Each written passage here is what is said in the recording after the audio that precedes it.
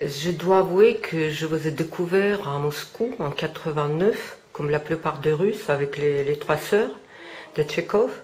Après, le deuxième spectacle que j'ai vu, c'était à Paris, c'était l'Orestie, avec les acteurs russes toujours.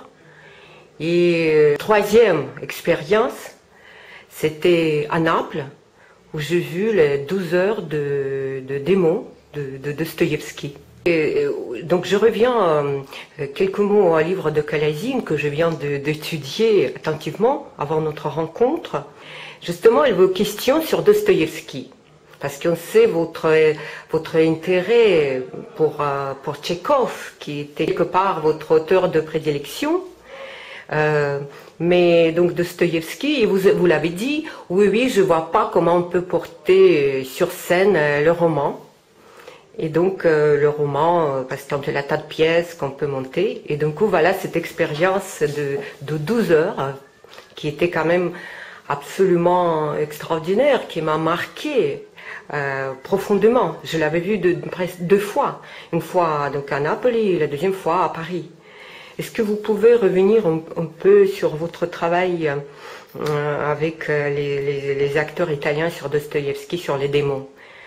D'autant plus qu'à Naples, je comprends très peu l'italien, mais je n'avais pas besoin de comprendre, parce que tout était tellement bien joué, d'une façon tellement subtile et évidente, que je n'avais pas besoin de comprendre.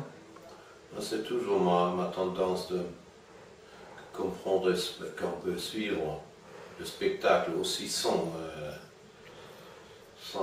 comprendre la langue. Mais pour arriver à ça, c'est nécessaire de travailler très durement, très fortement sur la langue. Parce que l'agogique, la manière de parler, qui produit du sens de ces choses que ce qu'on veut dire, ça exactement, et ça qu'après ça, on peut le comprendre aussi sans la connaissance directement de la langue. Et le problème était proposé de faire pas le démon, mais les possédés de Camus. Et c'est une version théâtrale des démons de Bézi. Et j'ai lu ça, et cette version ne m'a pas convaincu. Et je ne connais pas le roman. Et comme ça, j'ai lu le roman la première fois. Et j'ai compris que si on veut faire un spectacle, ça, il faut présenter tous les éléments portants et importants du roman. Comme ça, j'ai décidé de faire avec mes acteurs, avec les acteurs, comme on a l'appelé, une re-raconter ce roman-là. Et pour ça, c'est devenu un spectacle épique de 12 heures, avec 2 heures de pause très longue pour manger. Et sur la base de certaines propositions de Camus, j'ai ajouté les éléments nécessaires pour donner une impression presque complète du roman. Et bizarrement, ça fonctionnait. Mais sans l'aide de mon précurseur, Albert Camus, c'était pas possible, parce que je ne suis pas capable de faire des adaptations des romans. Je reviens toujours sur le thème russe dans votre œuvre. Et je voudrais un petit peu comprendre d'où vient cet intérêt pour les auteurs russes. J'ai même appris un peu plus tard que vous avez traduit la Mouette pour la monter en Angleterre. Oui, ça veut dire que j'ai corrigé la traduction. Même si je ne parle pas le russe, mais c'est pas si difficile de le déchiffrer avec l'aide des gens qui peuvent parler le russe. On peut vérifier les traductions. Je fais la même chose avec